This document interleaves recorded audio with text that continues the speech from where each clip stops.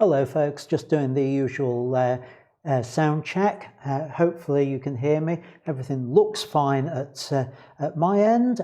Hope it is at yours. If you can hear me and see me, if you could just stick a comment in the live chat, that would be really helpful. And I will see you in 5 minutes and 32 seconds.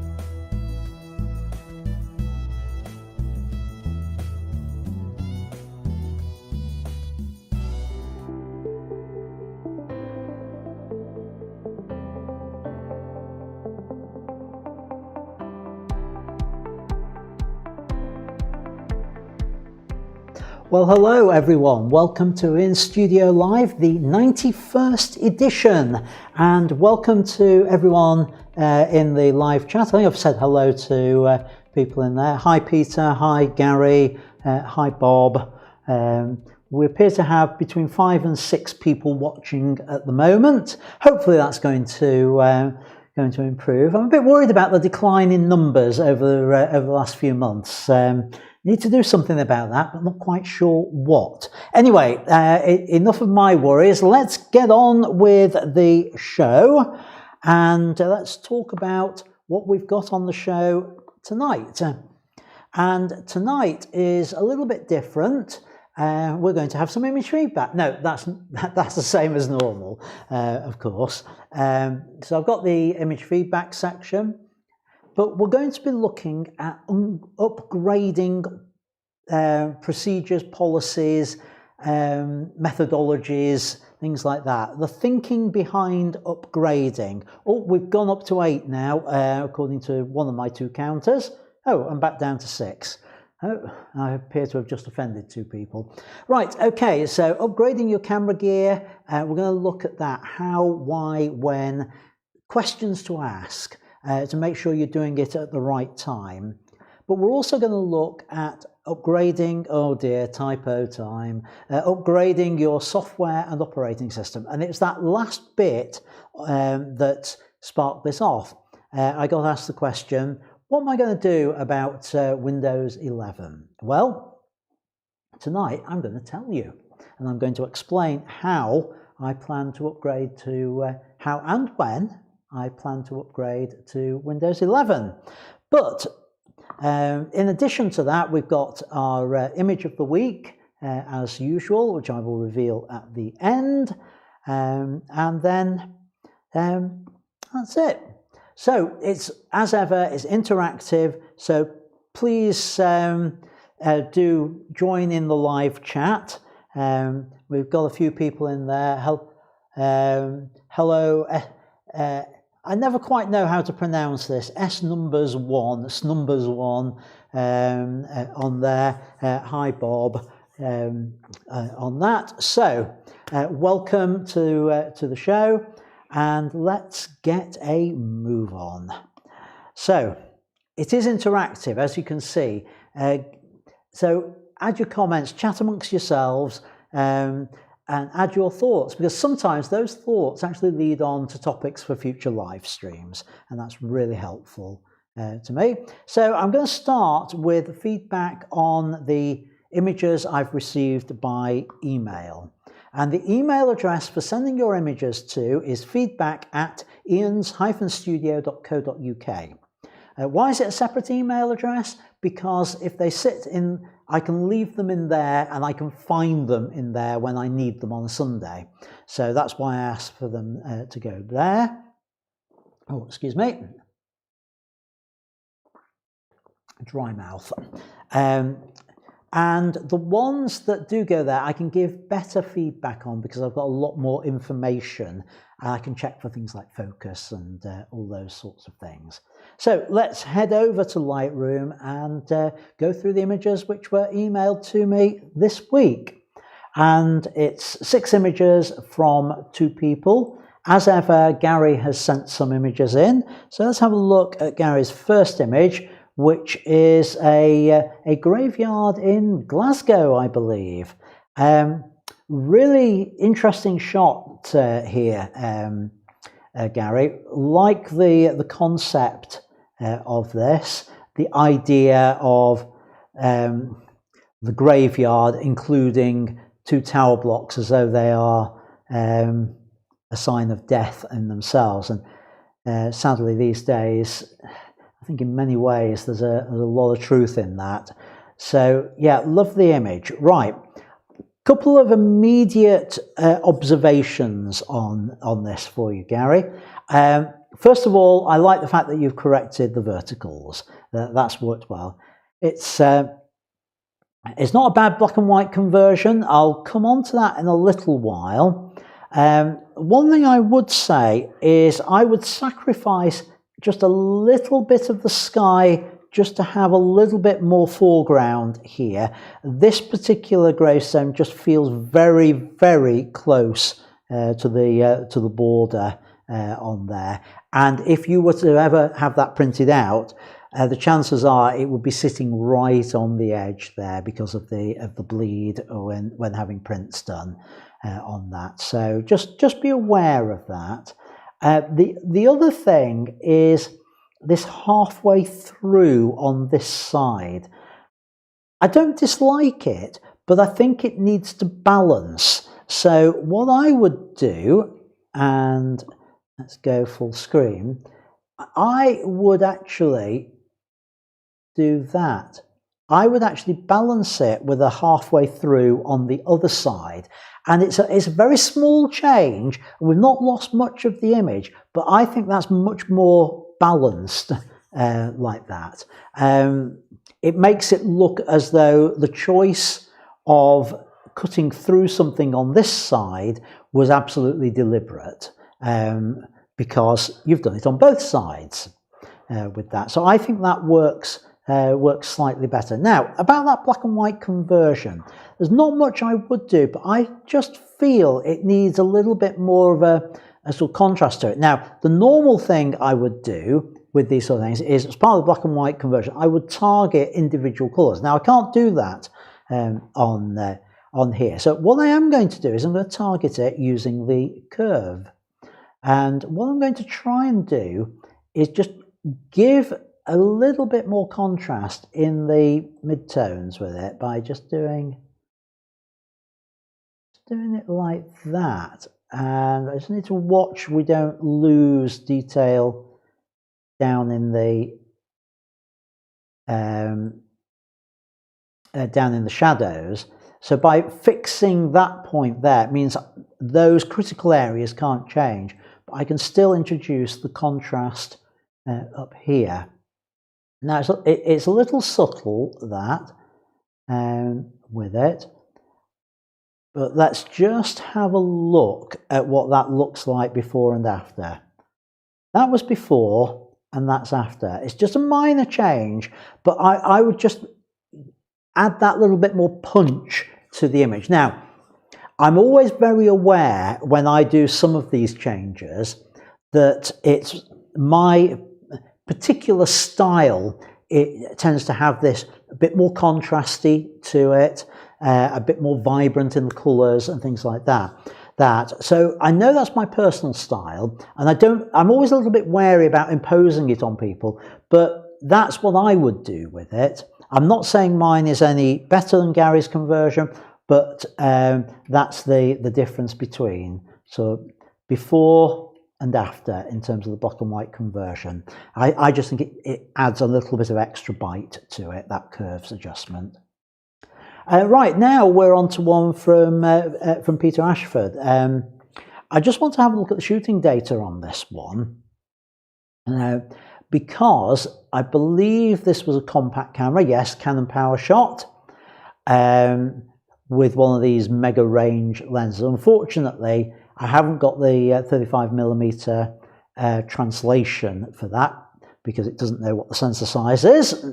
But it's an interesting shot. Now, one of the things, Peter, with compact cameras and sunsets is unless you've put the camera into sunset mode or you have changed the white balance on the camera, and yes, something like a PowerShot like that, I think you can do it, but I'm not 100% sure because I can't remember which ones you can and which ones you can't. You're going to lose some of the colour. Now, that's not necessarily a problem because in post-production we can add that back. So if I head into the develop module, what I would do is I would first of all start looking at the white balances. Now, because it's a JPEG, I haven't got that full range of white balances that I can look at. But what I have got is my presets which simulate all of them. So I can run through all the different white balances. So the usual ones are cloudy and shade, so bring back more of that sunset effect. You see the difference that makes?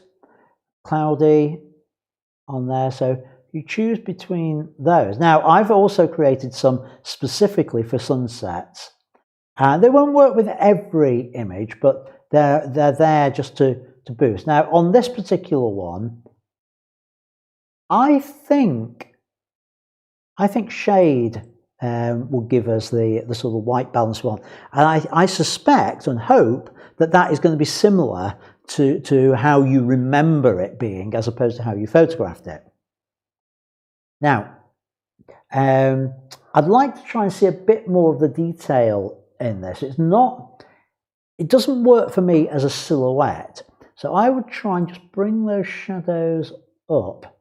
Now, having brought the shadows up so we can see a little bit of detail in it, we've kind of overexposed on the highlights. So if I bring those down, you see we're getting that orange effect back in there, the sunset effect.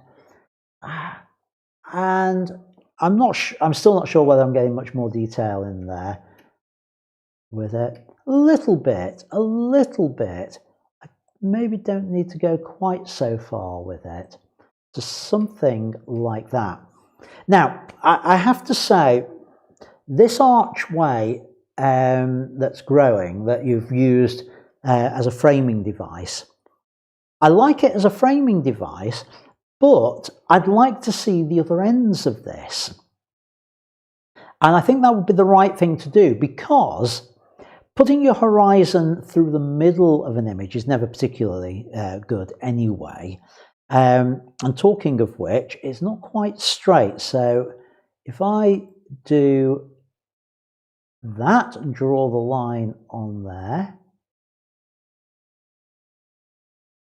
that's straightened it up very slightly. I'd just like to see the base of the arch in there, which would mean we would end up losing a little bit of the top, which I don't think matters. In fact, even doing just that helps with it at the moment. Even that small change, just bring that down. Don't want to go too far, don't want it too close to the top. But I think that's an improvement on there with it. Those minor items to help it. Right, El Capitan. Right, there's a mark there. Oh, dust spot. Oh dear, that's not good on a compact camera. If I go over and have a look, yeah, it is the power shot. We can quickly deal with that though. That dust spot. Nice shot.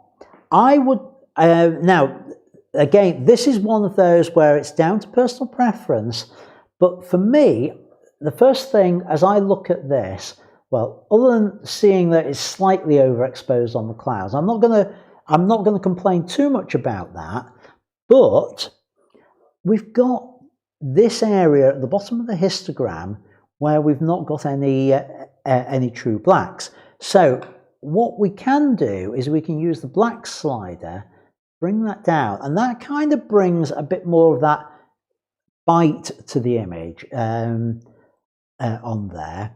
And I would probably just add a touch of clarity to it. And the other thing I would do with something like this in post-production is I'd target the blues and I would just darken them slightly and saturate them slightly. That's the equivalent of having a polarizing filter on there. Now, white balance on this. Now, this is a tricky one. To me, the image looks a little blue on there.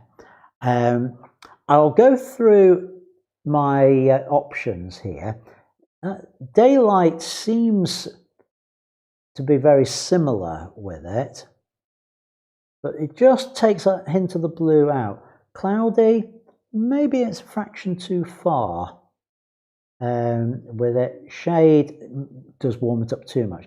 I would go with a daylight balance just to take a hint of the extra blue out of this. Now, the other way we could do that is with the dehaze, and just a fraction of dehaze in there. Adds a little bit more detail to it.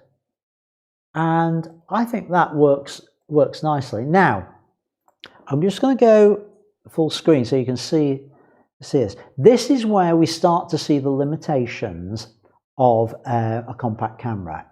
Can you see we're starting to see artifacting around above the trees, just above El Capitan? And this is one of those sort of situations where it depends on the use of the image. At screen resolution, you're going to have no problem at all with that, and it works fine.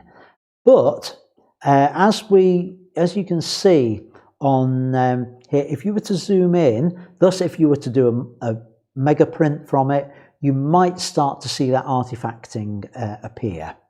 So I know you only had your compact camera with you, but don't you wish you'd taken the proper camera? Sorry. Sorry to everyone who does use compact cameras. The best camera is actually the one you've got with you.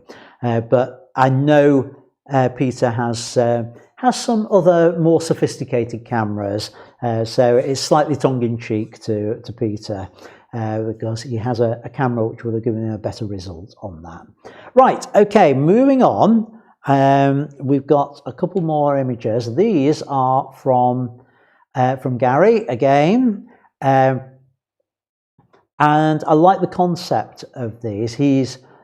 I don't know what you've been eating, Gary, but I would suggest your steak might be a little bit overdone if this is how the cutlery looks afterwards on there.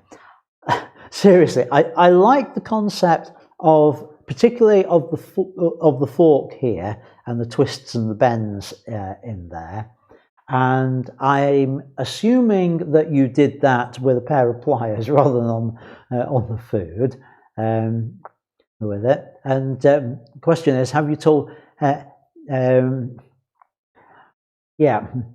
Does the rest of your household know that this has happened to your the cutlery? I'm not so sure about the dints in the knife. I'll tell you what I would have done with the knife. I would have bent it at this point so that it would effectively folding it over on itself like a piece of origami almost, so that it a 45-degree angle, so well, not quite 45 degree, so it then appeared to come off at an angle like that, and then do a reverse one so that you've got this bend in it. It's a bit harder to achieve, but I would have gone with the bending rather than the cutting of the gaps in it, because I think that ties up much better with the theme of the fork on there. I do quite like it, but I actually prefer your other image on there, because that works better, because what we're seeing in there, apart from an obscene gesture, is we are seeing something that is familiar to us, made out of the fork. And looking at your settings on here, and playing around with exposure bias on the ISO 100. Now, what I'm trying to see is, did flash fire? Flash did not fire. So what's the shutter speed? 1/8 of a second. So you must have been on tripod. How's the focus? Focus not bad. Ah, right. Now, here is the thing. Notice how the tip of that is actually out of focus. In this particular object, the key item is that upstretched finger. So I would expect to find that in focus, which means your aperture of 4.5, what I would have done here is I would have I'd have closed down the aperture to maybe f8, f11, and then, knowing I have got 2/3 of my depth of field behind my focus point, I would have deliberately focused on, say, about 1/3 of the way in. So if I focused about here on it, and there is sufficient contrast to do that, that extra depth of field would hopefully have given the whole of the tip. So maybe even at the point where it goes into dark there, that would give that put that into sharp focus, and hopefully give us enough focus back here. So I'd have experimented with that, and if I couldn't have done it that way, I would have focus stacked it. Now, the other thing with this, and I don't know, I'm assuming it's possible with a Sony camera, I would have shot tethered. I tend to, I prefer to when I'm doing any serious macro work, so that I can be checking this focus as I'm shooting, because the images are coming straight over to my screen and I can check it on there, on that. But at screen resolution, yeah, it's fine, and I love the simplicity of it. I don't know what you've used as your background. I can see it's textured. It works nicely on that, but just watch where you focus on that one, Gary. Right, so back over here. Right, okay, so let's have a look what's been going on in, hang on. Yeah, no, I want to have a look what's going on in the chat. And what we have, John Barton's only just joined us. Hi, John. Slapped your wrists for being late. You can go into detention. Right. Right, Gary's saying, do I use brush presets? I have a couple of brush presets. I think they're going to become, I don't know whether they're going to become more important or less important with the next release of Lightroom. I can't or won't say any more, but if you're a member of my Facebook group, have a look at a post which was shared there, which gives a little bit of a preview of one of the features in the next edition of Lightroom on that. Yeah, I have a couple of presets that I use. I have one for just painting pure white for when I've got white seamless in the back in the studio. Other than that, I tend to do them as I go on. I really need to get some more set up to be able to just target areas of an image. And I think with this forthcoming change in Lightroom, I think now is probably the time to have a look at that on there. Gary saying he'd like to see the El Capitan image in black and white. Oh, go on then. Right, let's have a look at that. So, black and white. Let me first of all use one of my standard presets, number 3, and that's sort of working, except I think we need more oomph to that sky. So this is where I would use here, and I want to target the sky, and I want to just bring that down. Oh, we're getting some horrible banding with it on there. So maybe my preset of 3 is not going to work for this one. Let's try, yeah, 9 is working better when combined with the sky darkening.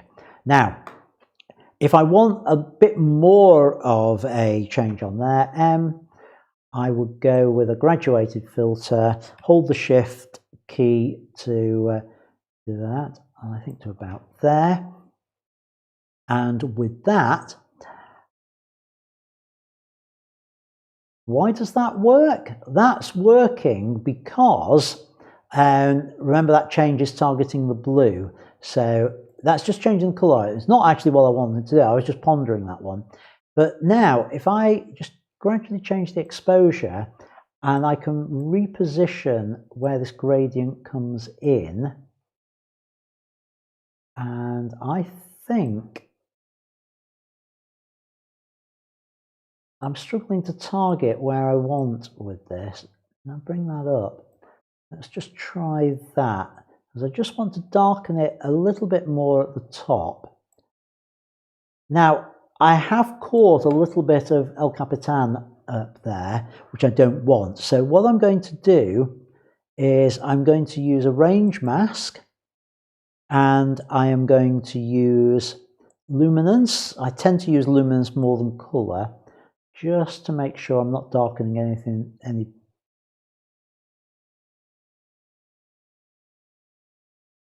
within. Oh, I've got to get this right. That's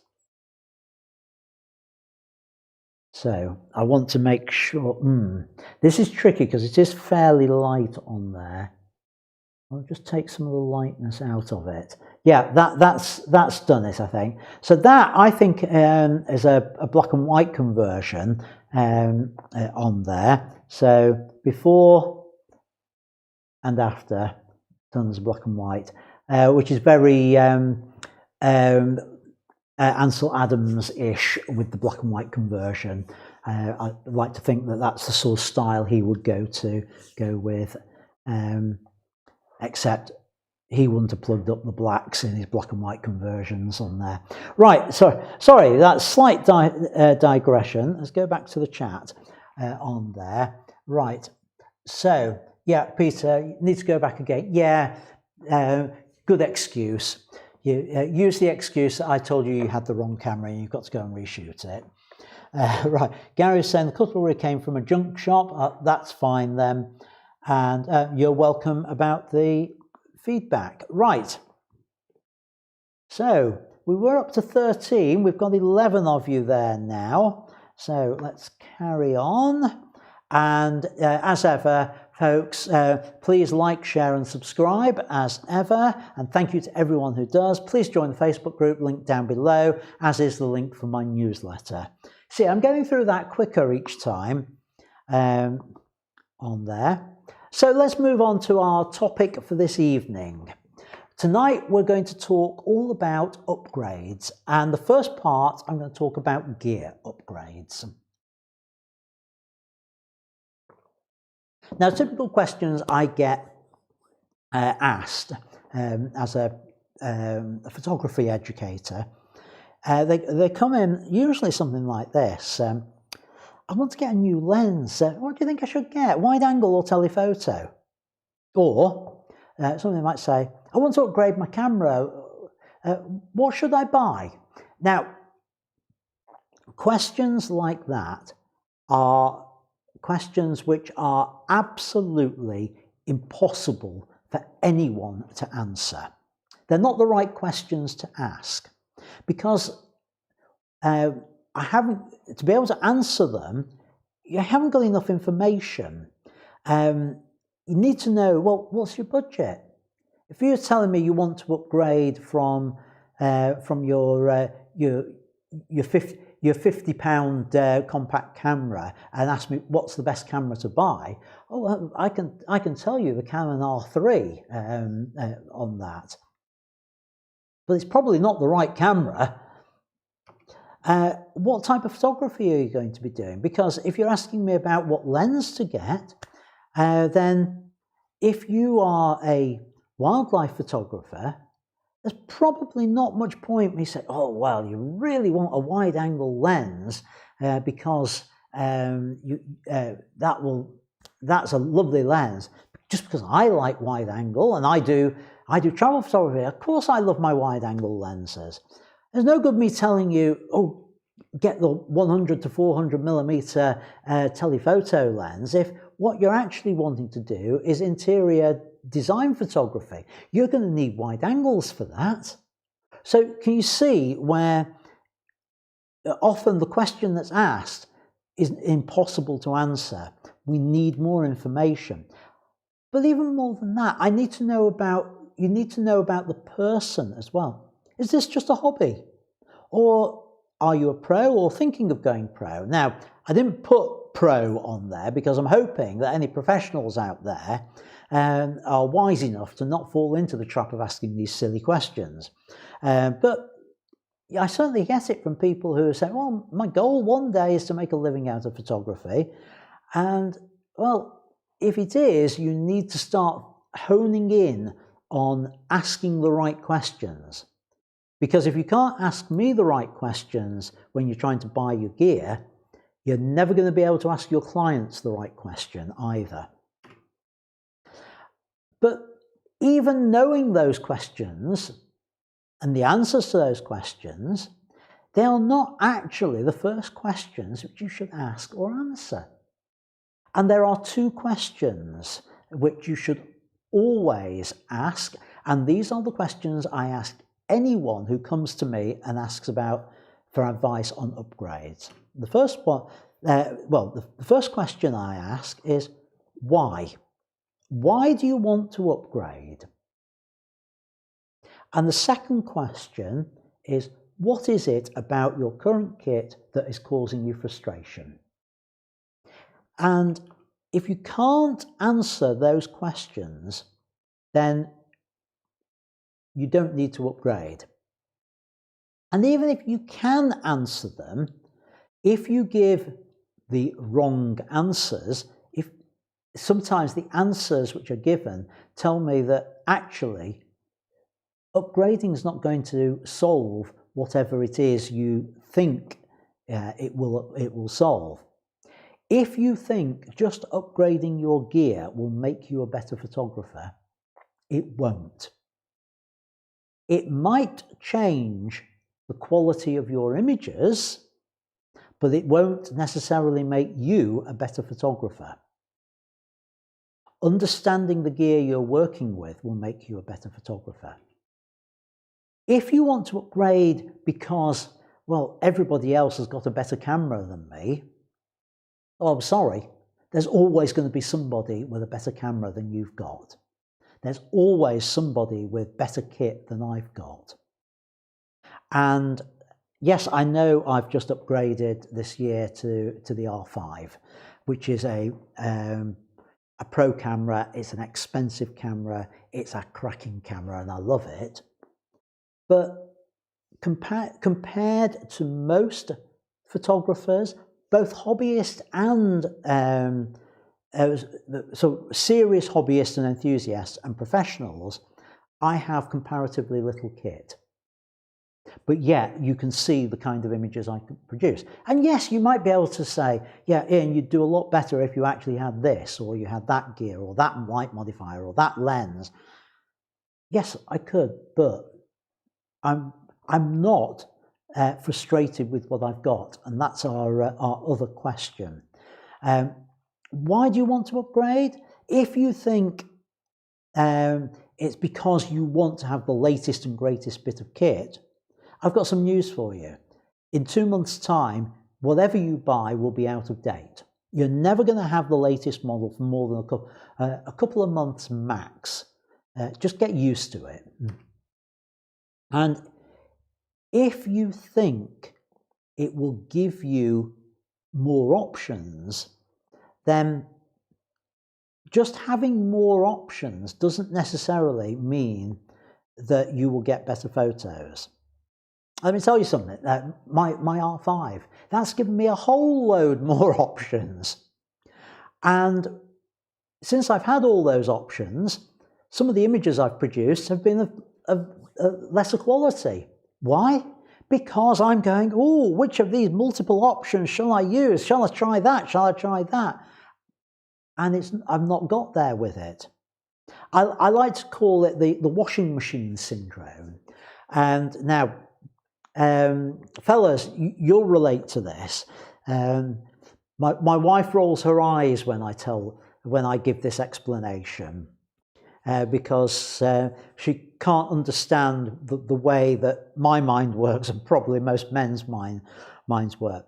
You get a washing machine, and it has this dial of all these different settings that you can use. And what do? We find the one that is the general use setting on the washing machine. And we find that the one setting that works for all the stuff that we've got, we set it to that, and we just keep using it on there. And that's what happens with our cameras.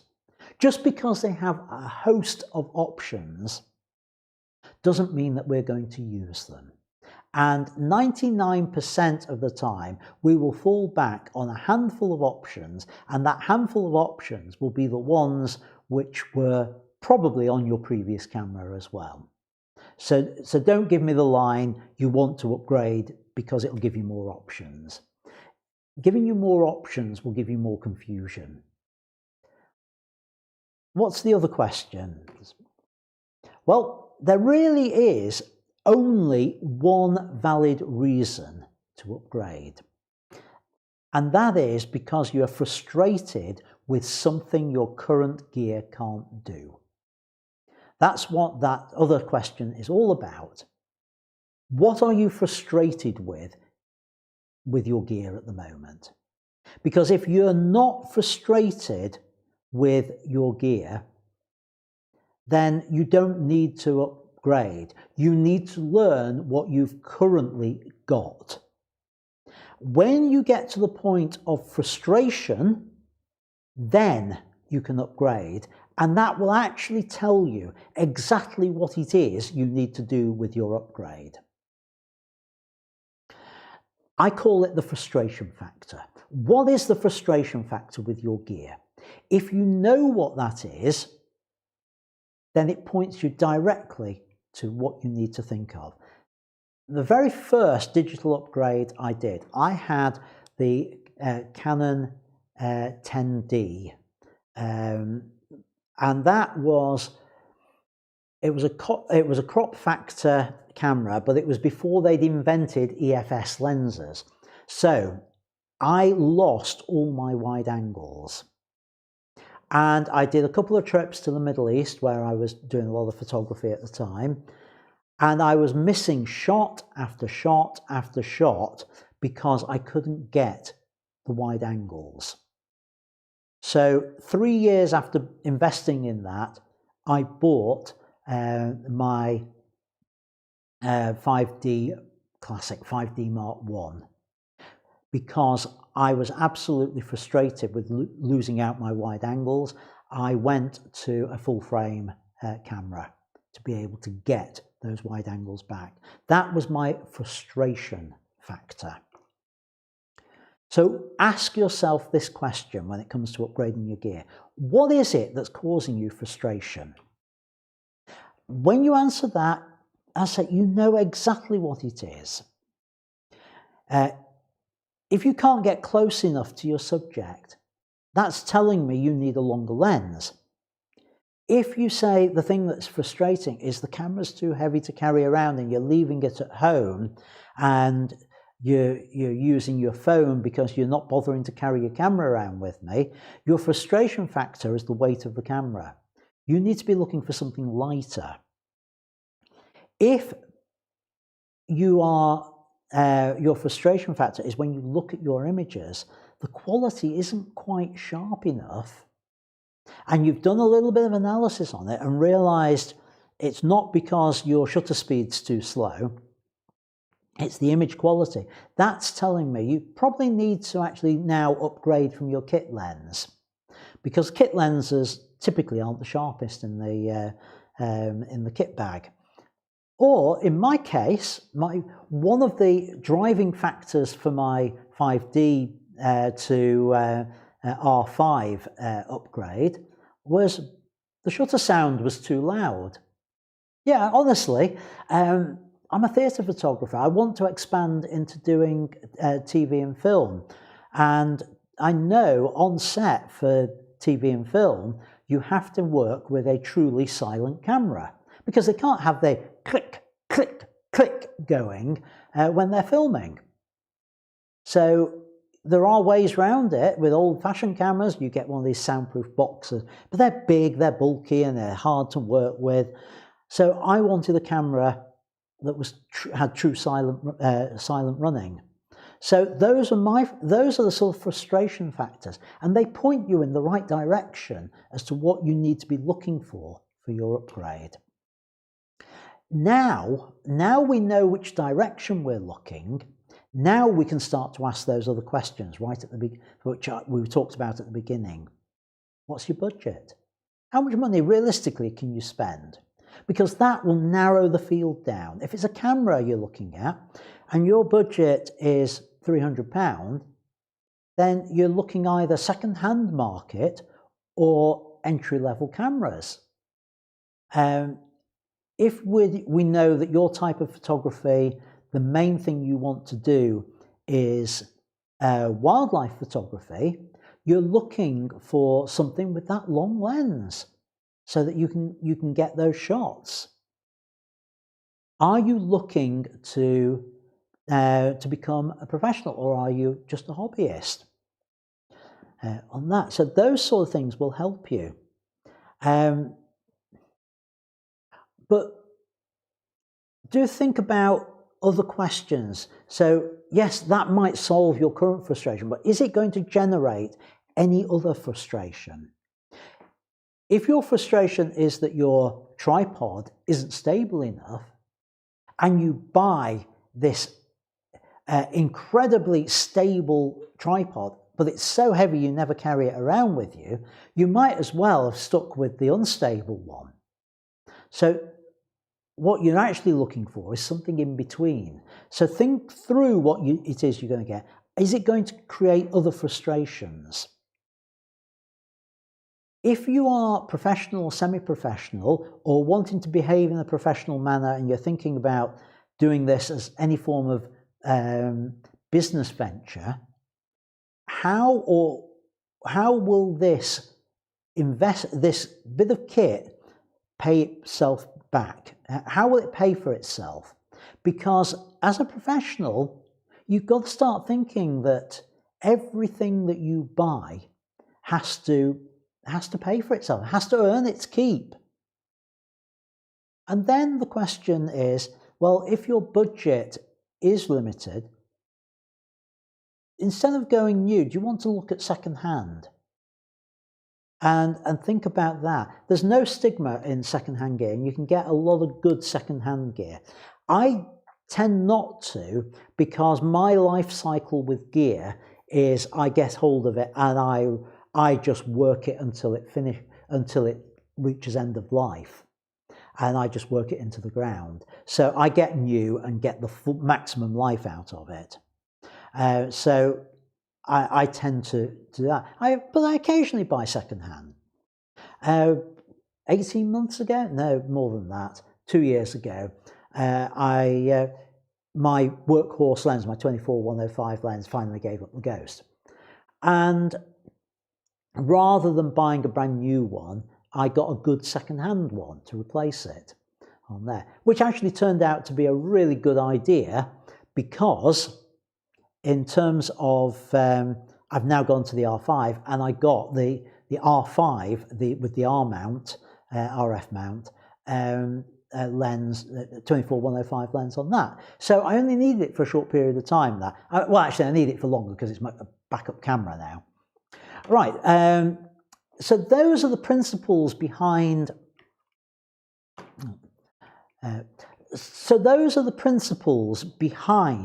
Upgrading your camera gear. Think through those questions. Why do you want to upgrade? And what's the frustration factor? And the most important one on there is, what's my frustration factor? Because that will tell you what it is you need to upgrade, and it will point you in the right direction, and hopefully will help dismiss this shiny object syndrome, where we all as photographers see the latest bit of kit or the latest toy to play with, and we all want to go for it. And those questions, along with these few others about budget and about how you're going to use it and what type of photography you're doing, will hopefully point you in the right direction. Hope you found that helpful. Let's before we move on to the second part of this, I just want to say thank you to the sponsors this week, which as ever is yourselves. And if you find this show helpful, then please consider buying me a cuppa through the link down below. It's on the screen as well. It's just a few quid just to say thank you. And this week's cuppa came from Bob Tovey. So cheers, Bob. great to see you on the chat as well, so I can say thanks to you. I need that. Dry mouth syndrome tonight. So thanks, folks, for that. Now, just moving on. The follow-on to this is not hardware upgrades, camera gear upgrades, but what about software upgrades? And I'm talking about the sort of software that we as photographers use, and how do we handle that? And let's be honest, people are going to have different strategies. Some people actually want to be at the bleeding edge of technology, and they are prepared to take the risks that encompasses. Others want to run from the bleeding edge of technology and want other people to sort all the bugs out first. The chances are most of us are somewhere on that spectrum, and where you are will be down to your personal risk aversion, I suppose, risk aversion of something going wrong. Now, the first thing I would say is if you've got any aversion to being at the bleeding edge, make sure you turn off automatic upgrades and don't just hit the upgrade button automatically.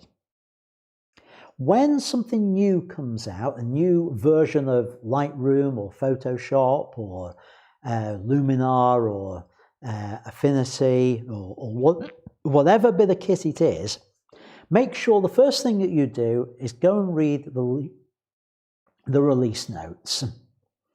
Find out what does the upgrade give you in terms of new functionality. Is that functionality something that you're actually needing? Because if it isn't, and everything's working at the moment, why take the risk on there?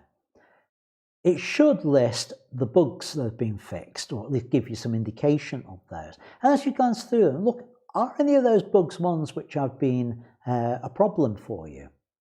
Are they things which you've tripped over? I know with certain bits of software that I use, there are particular bugs in that, and they'll fall over, and it will fall over every so often. But knowing, if I see on the release notes that particular bug's been fixed, I'll go, yeah, I want that. I want it straight away. Also, just be careful about. It depends on the bit of software you've got, but anything that's working over the internet, are there any security fixes in there, any vulnerabilities that the release does? So if there are new facilities that you want, you'll probably want to do it quicker. If there are bug fixes of things which are causing you problems, you'll want to do it quicker. If there are security implications that have been identified, you definitely want to do it quicker. But whilst you're looking at those release notes, make sure you check the minimum hardware spec. It's so easy just to hit that upgrade and then realise, actually, I might still not have hit the minimum spec, but I'm now getting a bit close to it. That means there's going to be a performance hit. Do I really want to do that? And you need to weigh up all those pros and cons instead of just automatically hitting that upgrade button. Now, the next thing I would always do with an upgrade is I go and see what other people online are saying about the release. Now, some people get out the this is what's changed things very quickly. So that will tell you about the new features. But it's not so much that I'm thinking about. I'm thinking about checking the blogs. Have people noticed a performance issue since upgrading? Happens quite a bit with Lightroom. I can think of 2 or 3 times where we've taken major performance hits with an upgrade, largely due to bugs. And they are ones that I would say don't upgrade to when that had happened. So has anybody else found it? found a problem. One with Photoshop, and they've done this a few times on us, they've changed some important bits of functionality. So for example, just drawing a simple line, I got hit on that one. I hadn't read the release notes. I had automatic upgrades on, and I couldn't just draw a simple pixel line. You could do it and then rasterize it, and it was an absolute pain. And you wouldn't believe the amount of flack that they got. And in fact, they're still getting flack over some parts of it because the arrowheads doesn't work the same way. So have they significantly changed the functionality? We had the save as debacle with Photoshop as well on that. Are there bugs in there? Memory leaks. That's the classic one for Lightroom. And the chances are those who are happy to be at the bleeding edge for these products will have found these and will have reported them. So have a look before you do the upgrade on that. How do you find that out? Well, join the online discussion forums for your key software. I'm a member of the Adobe discussion groups I have access to the beta software as well. So some of their discussion forums, some of the user-to-user ones, things like that. And I have a look at those. Typically though, I must say for the Adobe stuff, I tend to dive straight in there because I do the beta testing anyway. So most of the problems that are going to be hit on that, I've kind of found that I can live with them long before they actually come out. But the advantage of being on those discussion forums is people will have posted about the problems within a couple of days. So if you can wait 2 or 3 days before doing your upgrade, you can go and check there and find, oh yeah, that's fine. The only problem that they're reporting is somebody doesn't like the colour of the splash screen. Then fine, go ahead. However, if the problem they're reporting saying I can't save me work anymore, then you know that you've got a big issue there, and you probably want to hold off on doing the upgrade. And they're also there to be able to help if you have problems that haven't been reported. And quite often I'll post in there saying, I'm finding this happening, and somebody will say, that's because you need to do X, Y, and Z. And the fact that I'm already a member on there makes it nice and easy. I've got one place to go to get my answers on that. So I would encourage you, for the key bits of software that are critical to your photography, make sure you are already active on the discussion forums, or at least have an account on there. So if you do have problems or there is an upgrade, you can get in there straight away without having to do the Google search thing on that. A couple of things to find out before you do an upgrade, particularly if it's a really important bit of software. Find out if you can have the old and new versions running in parallel. Now, you typically can't do that with the Adobe stuff on there. I have 2 versions of Adobe on there, but my second version is the pre-release one, my beta version on there, and I can have those in parallel, thankfully. Find out if there is an option to downgrade to the previous version. Because if you are thinking, do I want to go there, and then you hit problems, are you going to be able to go back? And just be aware on that, particularly with Lightroom, that you might be able to downgrade the software, the version of Lightroom, but you can never downgrade your catalogue. Be aware of that.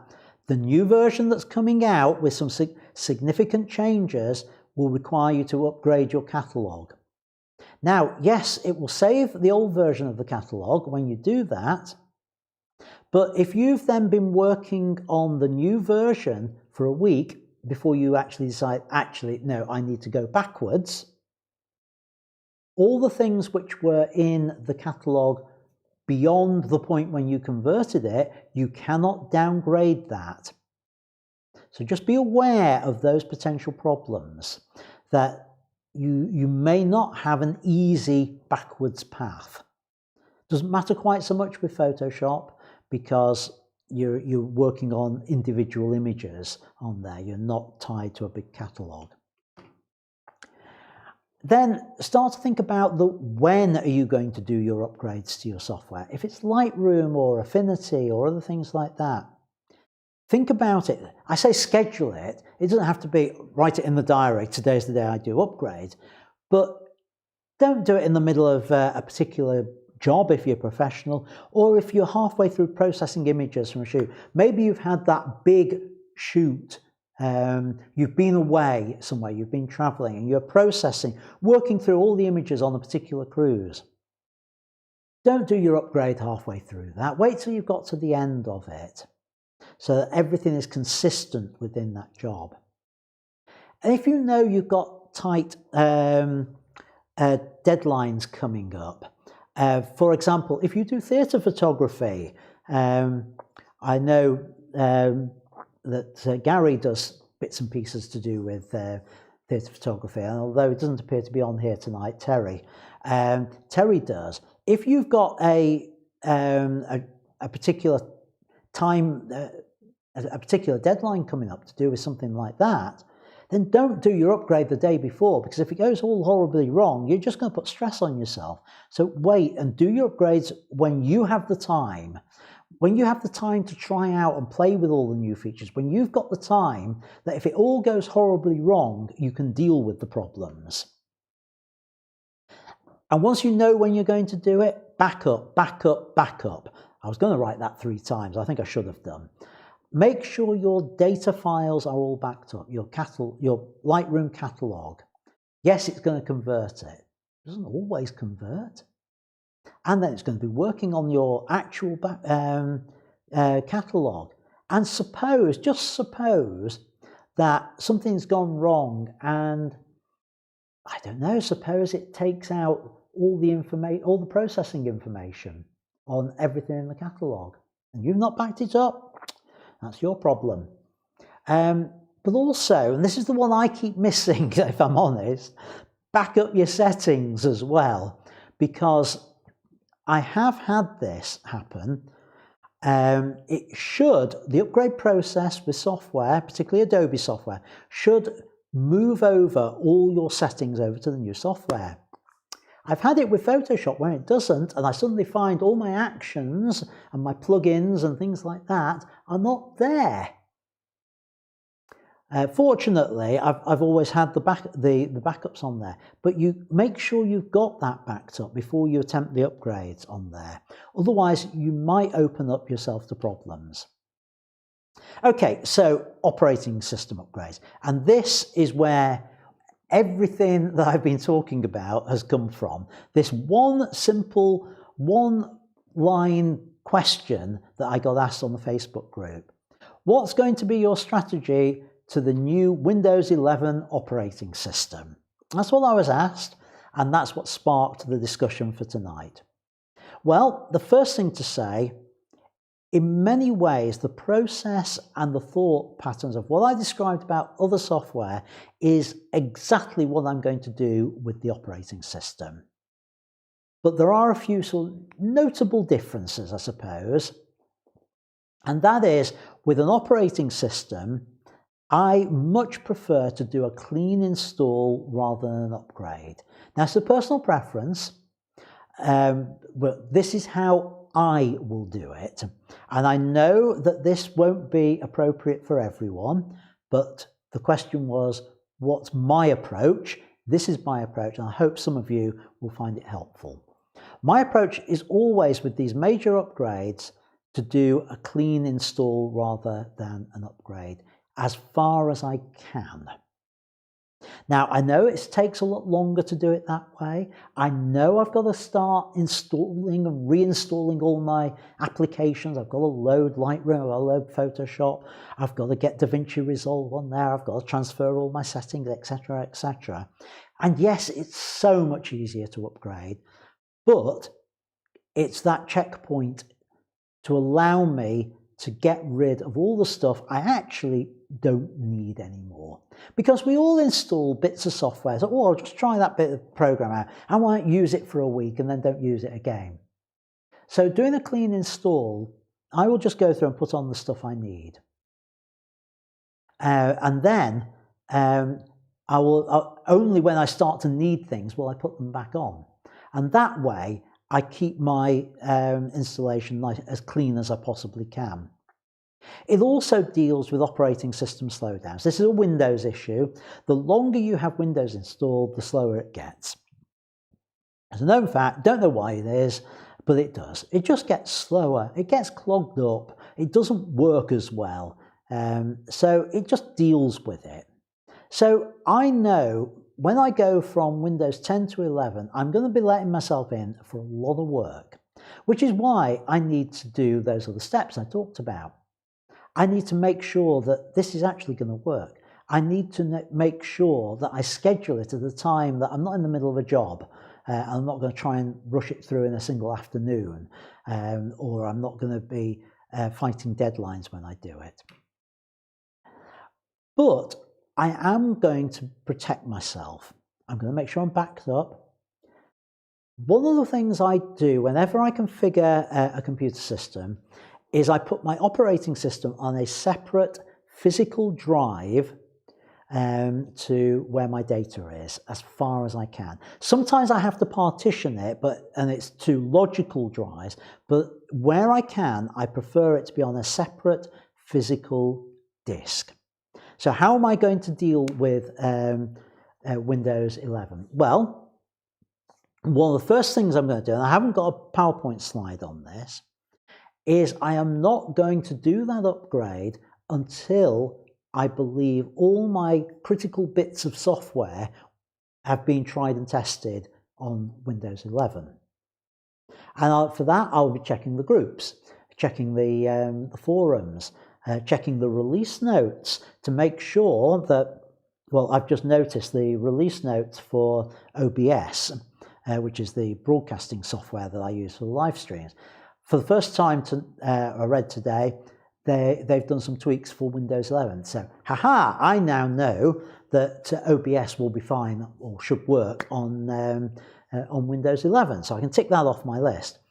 Lightroom, well, I know they're looking at it, but I don't know that it's there yet. Same with Photoshop on that. And various other things I need to check. I don't know about DaVinci. It may do, I just haven't checked yet. So I need to check all of those things.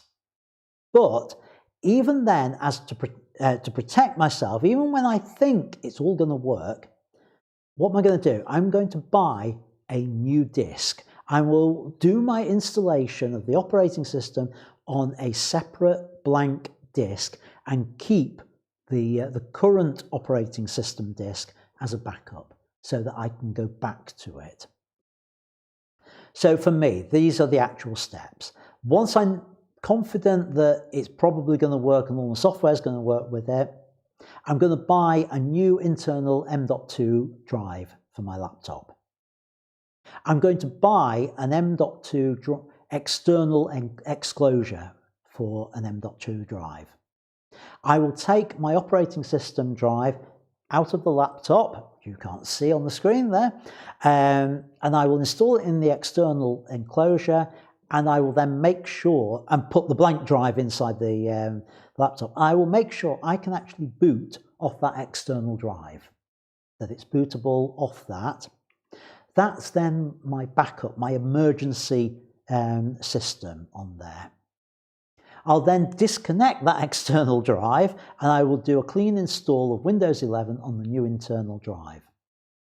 If something goes wrong, I know then I can plug in my external drive and I can boot off that, and I'll be exactly where I was before I started doing the upgrade. And then if I got an emergency job, I had to do something. Suppose I think, I've got the week clear. I've got no major jobs or commitments this week. I'll use this week to do my Windows 11 upgrade. And I just start doing it, and the phone rings, an important client rings me and says, Ian, we need a job doing tomorrow.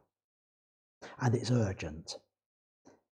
The fact that I can then boot off that my old system drive, I've got it separate. Or worst case scenario, I can open the back of the laptop and swap over the drives inside, close it up again. I'm back where I was to be able to carry on working if I have to.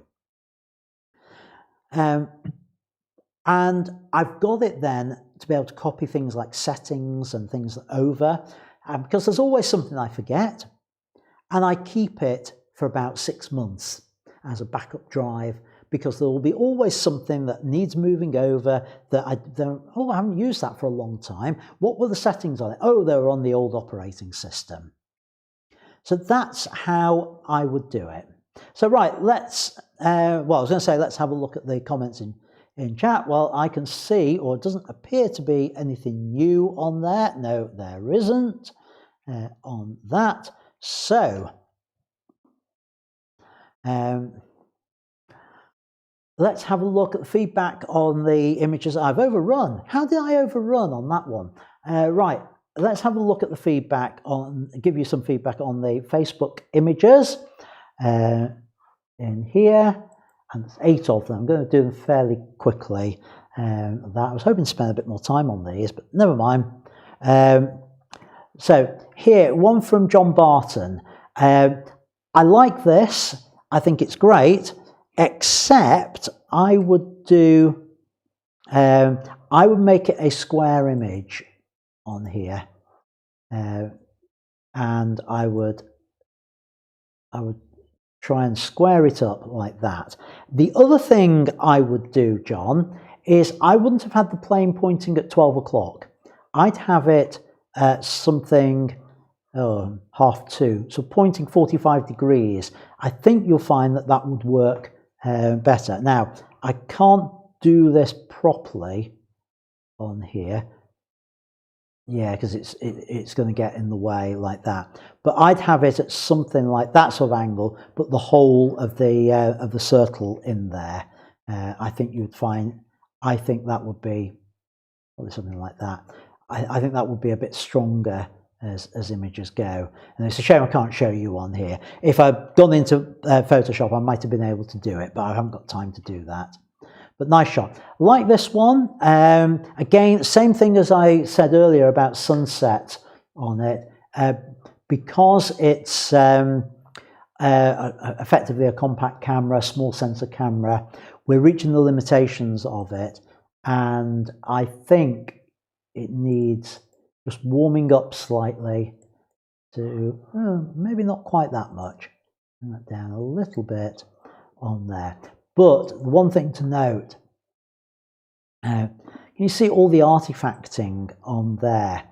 And this, if this was me, John, this is the point where I would have reached frustration factor with this, as we said earlier. All that noise on there is, to me, is ruining that image. And again, you can see it, they're all down here. It's noise. That is down to a very small sensor. And you've reached the limitation of what you can do with that camera, I'm afraid. Portable as it is, you see it's blowing out the, I know from when you've sent me images in the past, I don't think it shoots raw either, does it? Because we're struggling to bring back this overexposed area. It's a nice shot, composition's brilliant with it, but the limitation factor is the camera on there. Ruskin, I say this every time, and I'd love for you to just actually reply to me on it, because I'm not actually convinced you're actually watching these. I love your photography, but the images that you sent from the Facebook group are so low resolution, I really find it hard to talk about them. This one's slightly underexposed, as you can see. Just bring it up slightly on there. Not much. It's about 2/3 of a stop it needs on that, on there. Love the composition, love the contrast between the person and the handprints. Now, I'm assuming this is a school and it's paint or something like that, rather than blood handprints on there. I'd love to know the story behind it on that.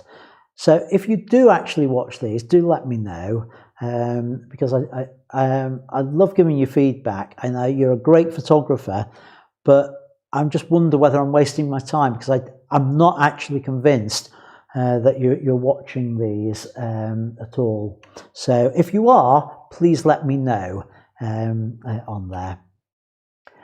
John, another John Barton one, and John uploaded this image, which is underexposed, from a camera phone that he's got second hand.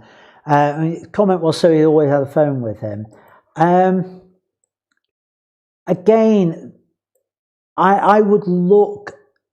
You seem happy to carry a drone around with you, which is okay. They're not huge, but they're not tiny.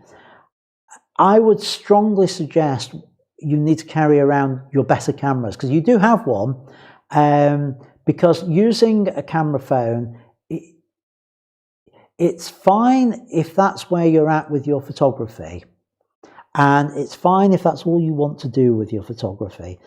But I know you want to improve, you want to get better, and you're hitting the limitations of these small sensor cameras now. You really are, John, and you need to start thinking about using your bigger cameras, because that's what will take you further with on your photography journey. David Jones, love the self-portrait on this, and it's absolutely tack sharp on there. And I think it's really nice lighting, broad lighting. If we zoom in, we can see what appears to be, I think it's a beauty dish that you've got on there. It might be an umbrella, I'm not sure. No, it might be an umbrella. If it is an umbrella, you've got it folded in, not sure on that. But we've got this broad lighting coming over from this side, and just this hint of a rim light over here. Really nicely done on that. The only thing I would comment about is this little bit of light here, and I don't know whether I can quite clean it up on there. It's not a brilliant job, but I would just tidy that a little bit up there, because it was an odd shape to it on that. Really nice shot. This one from Sonia, I'm not quite sure what to say about this. I'd like to see a bit more of the detail in the shadows on there, and I think you need to just preserve then a little bit of the highlight. I'm not quite sure what I'm meant to look at on this, what the creature is for this one. Is that an eye? I don't know. It's intriguing, but it's confusing as well, I think, is the honest thing. I mean, it's all, as ever, they're lovely shots, and I would never be able to get anything remotely like that. So well done, but I'm just not quite sure what I'm looking at with it. Is this a rock? Is it a creature, some form of seahorse? I don't know. I can't quite make it out on there. John Bamber, love this, the reflection on here. I would be tempted with this just to sort of take it away from being bullseyed. You do have a tendency to bullseye your images, John, your wildlife stuff, and I think it can be a lot stronger for doing that. Also, I'm just going to show you a little trick with this one. I'll do it as a flip vertical. How about that? Where actually what we're looking at is the reflection first, and then the real thing is below. I think that's quite an intriguing way of doing it, by just flipping it over like that. But nice shot. I also think, looking at this, I don't know whether it's Facebook or the fact that you've cropped right in on your subject, but I'm starting to see the noise in this image as well. Just be aware of that. Same with this one.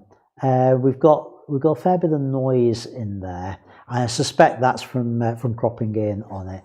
But it's a good capture. It is sharp. It's just a shame that it was a little bit too far away.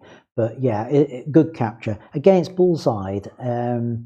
I would be just tempted to do something like that with it, so that it's not quite bullseyed in Not quite right with that. Maybe something like that with it. It might even take a little bit more at the top end of it, just so it's not quite bullseyed, I think, with it on there. And that's it for this week's Facebook images. So back over to my main slides. Right, yeah. John in the chat says his drone is smaller than his camera, and that his drone is in fact smaller than his phone. Have you got one of those 1980s brick phones then? No, I'd still encourage you, John, to use your main camera more. You're a good photographer, and the quality from these small sensor cameras is letting your photography down now on that.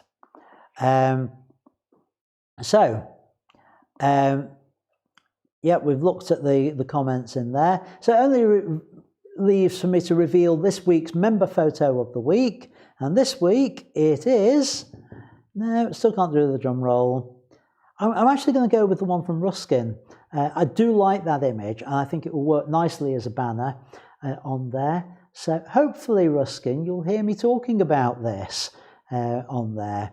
And I really hope you do actually watch, because I want to help you more, and I don't feel like I can at the moment because it feels as though you're not actually watching the comments that I'm giving. Right, anyway, moving on. That is how it will appear as the banner image. So well done, cracking photo, and thanks for sharing it. I'll make sure it goes up on the display very shortly. So whose image will it be next week? Keep posting to the Facebook group and it might be yours. Nothing new in the live chat. So next Sunday. Now next Sunday is going to be different. I'm running a half marathon next Sunday. It's at Silverstone. So I won't be here in the studio. I'm hoping I might be able to part broadcast from where I'm staying. I'm not sure yet whether I'll be able to do that. So the bulk of next week's show will be, I'm going to do a from the archive show.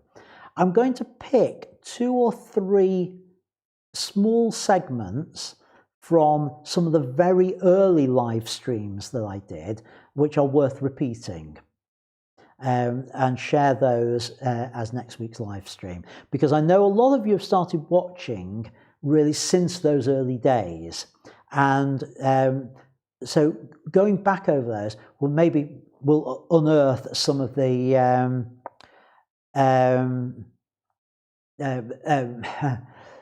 some of the gems from those early days. So that's what I'm going to do next week on that. So as ever, do keep images coming in for feedback, feedback at ians-studio.co.uk. If you can get those images into me by Wednesday, I might be able to do a feedback section next week. I'll try and pre-record something on that. On it. So, and also keep them coming into Facebook as well. So I've got something to choose the photo of the week from. So thank you folks for all that. And until next week, hopefully I'll survive the half marathon. Until then, thanks for watching and keep making great photos. Bye for now.